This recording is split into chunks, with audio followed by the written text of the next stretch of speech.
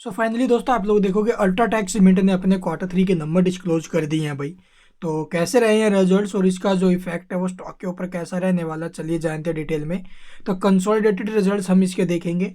All figure in rupees crore में दिया गया डाटा भी, ये क्वार्टर एंडेड और यहाँ पर आपको 9 मंथ एंडेड रिजल्ट्स देखने को मिलेंगे। बात की जाए टोटल इनकम की, तो करंट क्वार्टर में जो टोटल इनकम है वो है 17,437 करोड़ की, जो प्रीवियस में 15,855 करोड़ की थी और प्रीवियस ईयर के सेम क्वार्टर में 16,880 करोड़ की।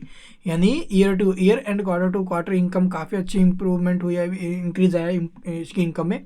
एंड इनकम फ्रॉम ऑपरेशंस भी आप लोग देखोगे इंक्रीज हुई है।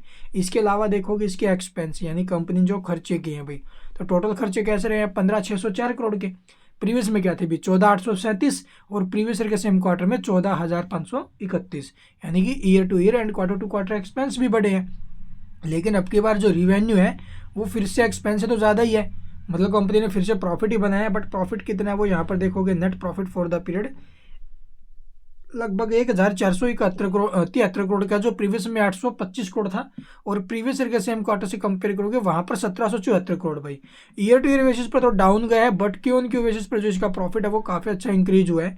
इसके अलावा आप लोग देखोगे भी इसके जो अर्निंग पर शेयर है यानी कि ईपीएस वगैरह, तो वो यहाँ पर देख रहे होंगे आपको लगभग 50 रुपये 51 50 रुपये 99 पैसे नहीं 51 रुपये के आसपास है, जो प्रीवियस में 28 था और प्रीवियस ईयर के सेम क्वार्टर में 61 रुपये।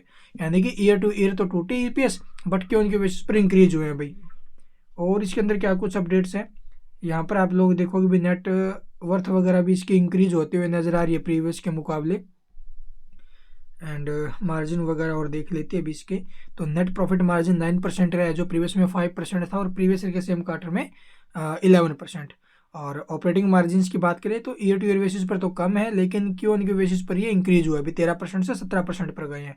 तो ईयर टू ईयर बेसिस पर रिजल्ट्स थोड़े से प्रॉफिटेबल देखो, रिवेन्यू ठीक है इंक्रीज हुआ है, बट प्रॉफिट्स के मामले में मार खाई है, ईपीएस वगैरह टूटे हैं, मार्जिन टूटे हैं इसके ईयर टू ईयर बेसिस पर। तो और बाकी देखते भी इसका इम्पैक्ट कैसा रहेगा, पॉजिटिव रहना चाहिए भाई। और जो इसका एस्टीमेट है वो और देख लेते हैं मार्केट एस्टीमेट क्या था।